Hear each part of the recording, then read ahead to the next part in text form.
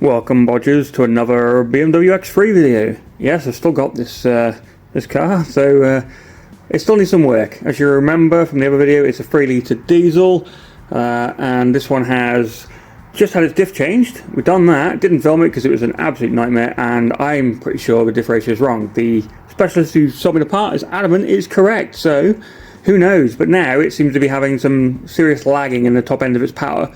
But the car, typically in BMW fashion, has started flagging a code for DPF issues, and I can't do a force regen because the glow plug module is buggered, and that is buried down there. So I'm going to see if I can get it out.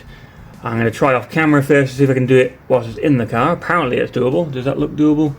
No, you can't even see it. There it is, just about there. You can kind of see where the bolt's in. So I'm going to try that. If I can, success, brilliant, and there probably won't be a video, but if I can't, then it's going to be manifold off, etc, etc. Yeah, anyway, like and subscribe. Suffering continues. Let's get on with it. So yeah, even though people have put online, it is doable apparently from here. Yeah, I can get one bolt. The other one is an absolute nightmare. If you have magnetic tools, maybe.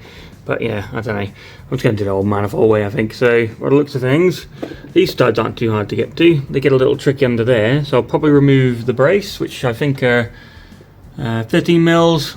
These look like 10s, so they're not too bad. And then it's just a case of anything else that's attached to it. That might be a bugger to pull off. There's one bolt there. Maybe there's one on the other side. Don't really label that though, so we'll just have to see if that comes off. Yeah, we'll just have a look what happens. Figure it out as we go, eh? Right, I've decided one more time before we go through all the manifold issues. So I've started undoing the bolts, but I've realised those ones at the back are a nightmare. I don't know how you get this crap off yet, but I've got to figure that out if I'm going to do it that way. So what I'm going to try and do instead is undo that bolt there, you can just about see, and then move this wiring crap out of the way.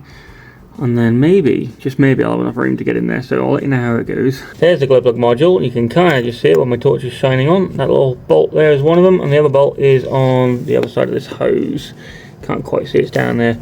As you can see, access is terrible. But if you move your dipstick out of the way, so it's mounted just there on the sort of, well, I can't really point at it, but you can see the bolt hole right there. I'll put an arrow.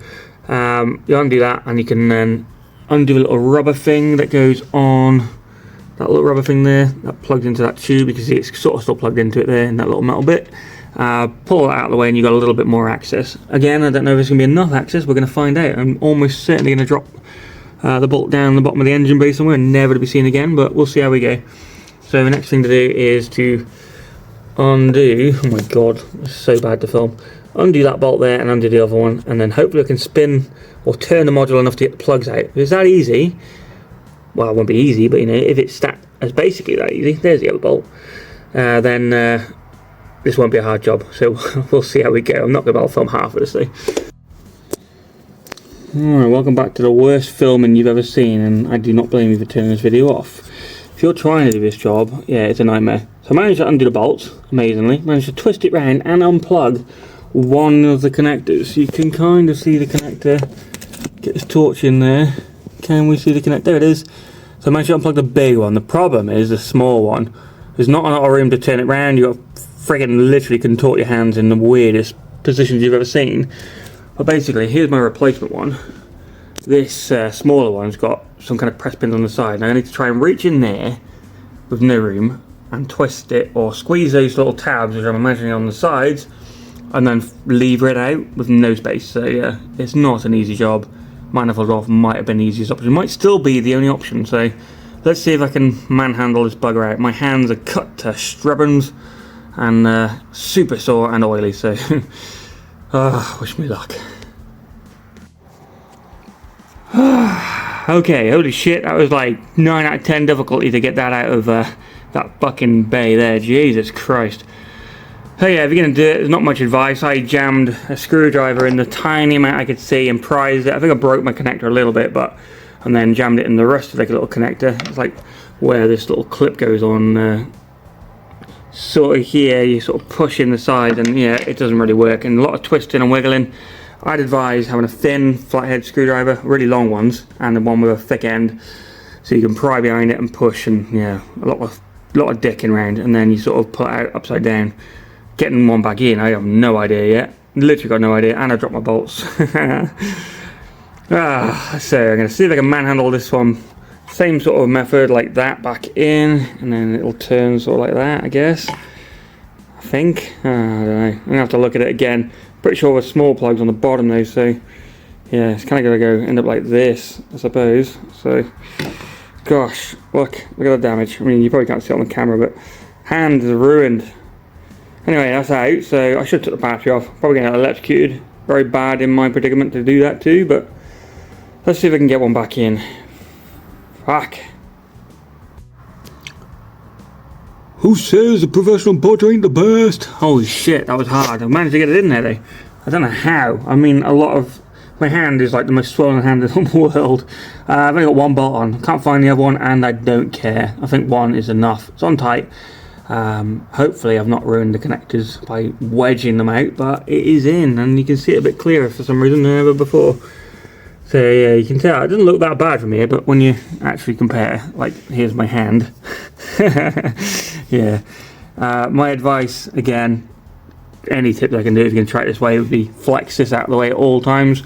Ideally undo it, but if you want to fuck around with bleeding your system, that's how you're going to have to do that. But the worst thing is this fuel hose here, you see it? That just, it's rigid and it refuses to move out of your way. But when you manage to get around everything, it is technically doable. Would I recommend it? Probably not. Now I need to remember to tighten these bolts back up before I finish everything, but yeah.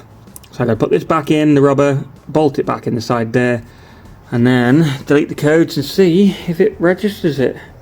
Fuck yes. Alright, final steps to see if this has worked. So we're loading up the old launch, and we are going to, well, I didn't have an engine light to be honest before, but still, load this thing up and we're going to see if I can delete the codes and hopefully just stay away. So, do your diagnosis. Oh, hang on, got to put key click 2, might help. It's apparently getting the VIN. I find these launch things are pretty good, but it does like to piss around quite a lot with finding stuff. So you press OK, and half the time it'll I have to press it like 10 times, but you know, maybe it's just a me thing. See, it's not done shit. Either that or I'm just impatient and just keep pressing it. Here we go, that's more like it. So it'll probably flag, yeah, 6 codes. Some of them are like weird stuff. Let's find out though. Let's have a look then. Oxygen sensor, oh god, that's another problem I forgot about. Oh dear.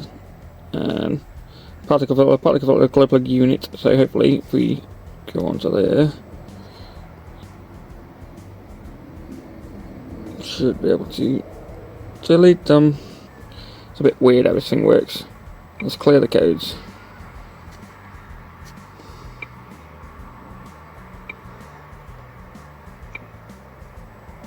Oh, still going to read oxygen sensor.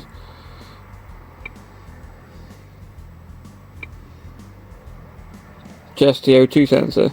Hopefully that's not going to be needed for the other thing, but still. Now we're going to have to try a regen, which I don't want to do in the garage, so we'll do that outside and I'll let you know how it goes.